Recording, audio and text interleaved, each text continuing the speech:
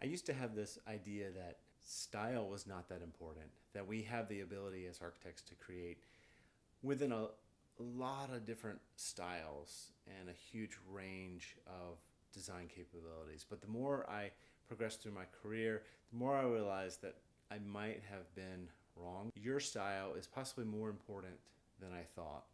And we need to produce great work for our clients from your inner creativity. Can you get to that point of creating great work without focus? Probably not. You need to sit down and create. And the more you create, the more you will create your own personal style. What it is that makes your designs unique, what is it that makes them part of who you are? Providing value to the world when you create, you're generating something from an idea. And eventually your creations are going to evolve into your own unique style. And your style will develop over time. You have to create multiple structures before you'll be able to consider something to be your particular style. You got to create and create and create. And the more you do, you continue to create, your style is going to develop and become your own. This is where I was lost for a lot of years. I still haven't really fully developed a style, but I now recognize this as being something very important.